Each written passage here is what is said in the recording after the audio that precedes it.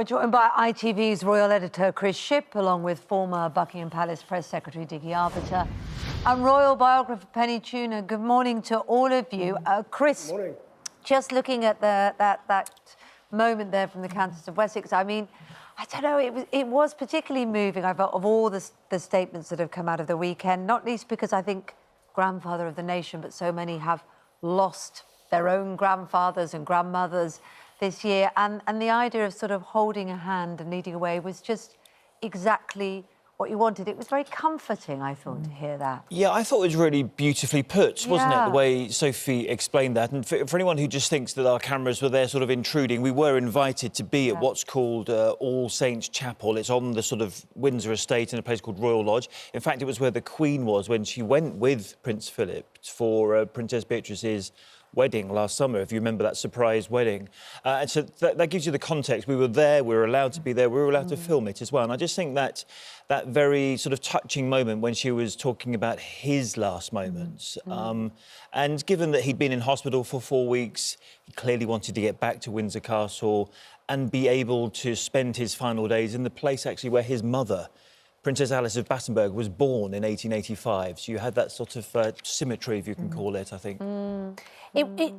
Dickie Arbiter, it sort of, it showed the closeness, actually, that the Countess of Wessex has to the Queen and to Prince Philip. She seems to be, you know, really emotional. We've seen emotional statements from all of the members of the family. But there's something, you know, you can see the connection between members of the royal family. It felt like a family response, didn't it, rather than a royal response? We talk about them sometimes as being distant and sometimes relations being strained, and of course, recent reports of family rifts. But there's obviously a very emotional connection with Prince Philip. There is an extremely emotional connection throughout the family. Contrary to reports, whether they're read reports or television reports, this is a family. A lot of people have said it's a dysfunctional family. Perhaps they are in that they are scattered all over the country. Prince of Wales lives in Gloucestershire, Princess Anne lives in Gloucestershire, William and Catherine, they have a home up in Norfolk. The Wessexes are really just down the road in Bagshot. So I suppose she got very close to the Queen, often visiting her at Windsor Castle when she was there, certainly not during, obviously, the pandemic, but she's always been very close to the Queen and often has gone riding with the Queen. So, yes, a very emotional gathering there at All Saints yesterday. Very difficult for the family, as it's been for every family who have lost a loved one throughout this pandemic. Penny Junor, we understand that Prince Harry has now returned in order to, you know, do the quarantine so that he can attend the funeral on Saturday. And we heard Sir John Major yesterday say that he hoped this would be a moment of reconciliation. We talked about the closeness of the family, but of course Prince Harry hasn't been back for a year. Do you think that that might be something that this occasion makes happen? I very much hope it will happen. You know, this is such a tragedy that the brothers who were once so terribly close have gone on their separate ways. And it, you know, if any good can come out of the Duke of Edinburgh's death, surely this could be one thing. You know, Harry, with the Oprah interview, he created a lot of hurt, I think. I think his brother and his father, in my view, he should never have done that interview. But he did do it, and they now just need to come together, and with luck, this really will be what brings them face to face, because the pandemic has kept Harry away from the family for so long. It's been impossible really to settle their differences, and that's what they need, is be together. And on that, Chris, we hear that Meghan hasn't come because of doctor's orders. She's in a state of pregnancy, which means she couldn't fly. Obviously, I think Harry would want her there.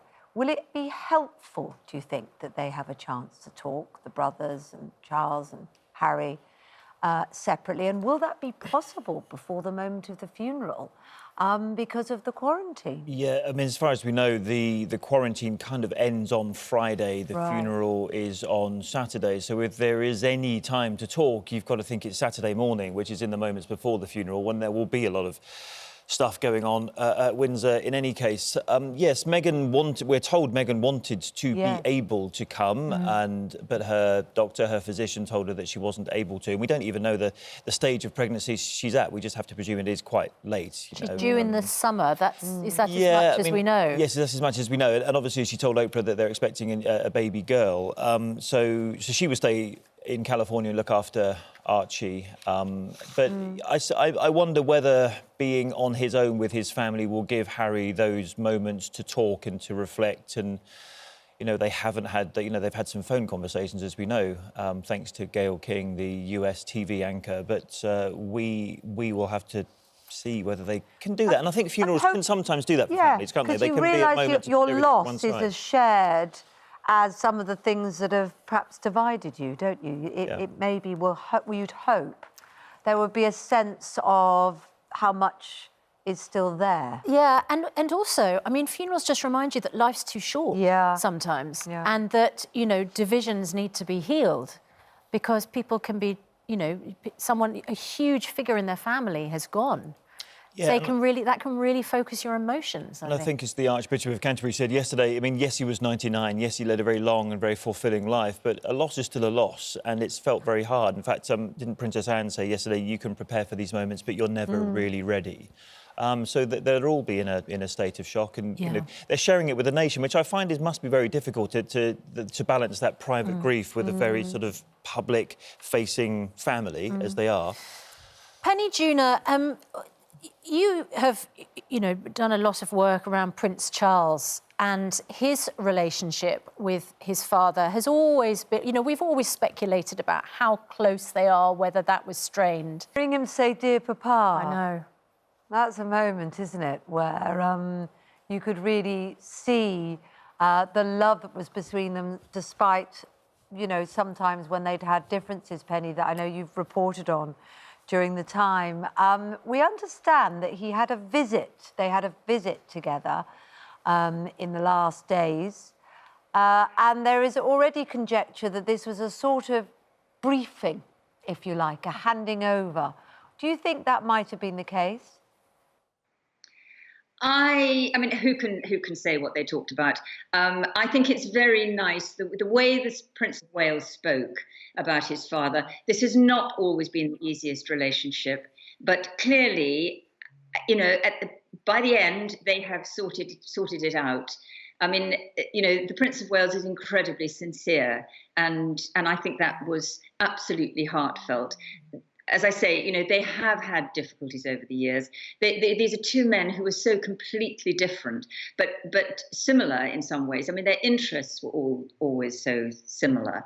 And it was a tragedy, really, that they were not able to communicate with one another better. But I think that was healed. I think that, by the end, whether the Duke of Edinburgh was handing over, in a way, the role as head of the family, or the chief man of the family, I don't know. But I suspect there were some very sweet words spoken.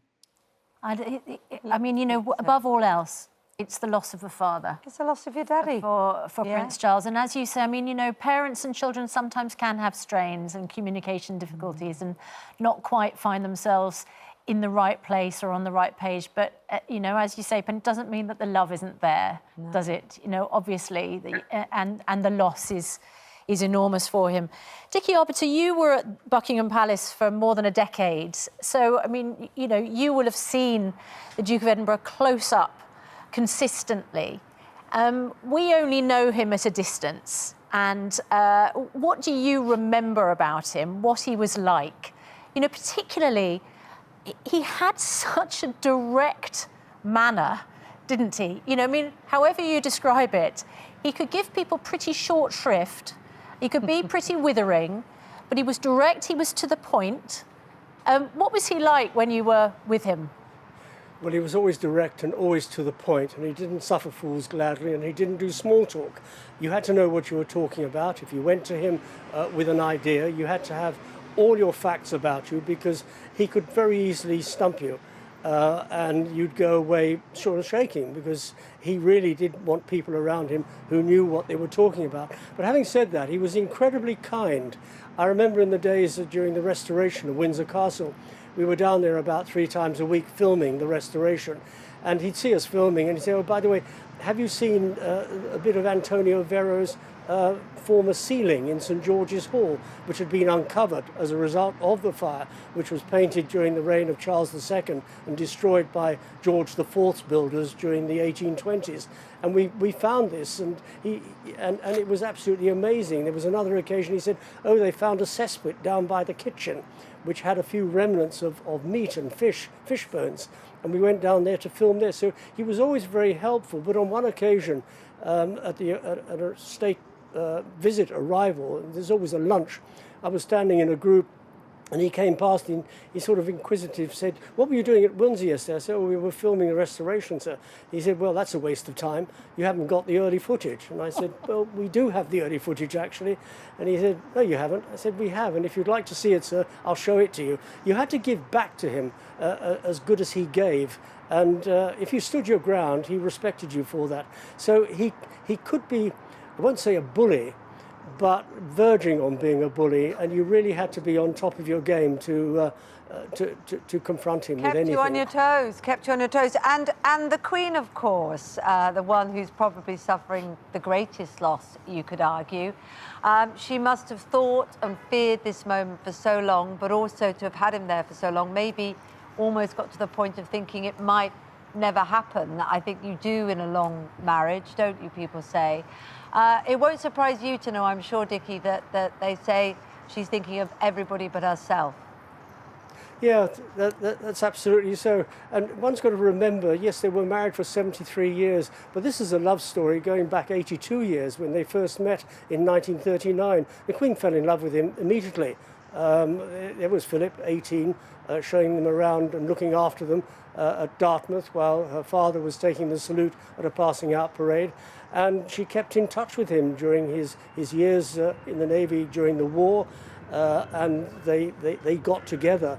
So this has been a long relationship, and she will really feel absolutely hurt and devastated. In the sort of before pandemic, they weren't together constantly. He was off doing his thing, probably at Sandringham for a while, but this is the longest period that they'd had together during the pandemic, and she will be feeling the loss tremendously. Having said that, it would not have been unexpected. She's a very pragmatic woman, and she would have seen Philip's health deteriorate over the months and was expecting it. But even though you're expecting it, when it comes to reality, it is a tremendous shock. It is. And Penny, sometimes when figures like the Duke of Edinburgh die, it feels a little bit like tectonic plates shift. You know, the royal family is mortal. And I just wonder how this shakes the foundations of the royal family, considering the effect on the Queen. And as we were hearing, you know, the conversations between Prince Charles and his father before his death. Well, I don't know that this will actually make much difference. I mean, you know, obviously there is a huge gap in all of their lives now, and they will have to come to terms with that. But from the public-facing point of view, I would be surprised if we see much difference. The Duke of Edinburgh had been retired since 2017, and we hadn't really seen much of him. You know, the Queen is still out there. She's still in very good health and very good mind, and she is doing a fantastic job. The Prince of Wales is still Prince of Wales, and he is doing a fantastic job, as are all the other members of the family. So I don't think that we will see that much of a difference. I could be wrong, and maybe Dickie knows. We shall wait and see, yes. Let's just, before we let everyone go, just want to remember a couple of the moments of the Duke of Edinburgh. Our colleague Romilly Weeks was doing a report in Malta. This is back in 2017. 2017. Just before he retired from public Chris is duty. laughing there. It could have been you, Chris. Yep, Could have been you. we all worry about things like this. Yes, this is what happens when you're doing what's known as a piece to camera, and the person you're speaking about appears behind you. The Queen and the Duke certainly do seem particularly at ease here. It was the Duke himself who decided that they should spend the actual day of their anniversary on Malta for this very private of public couples. Quite a romantic gesture.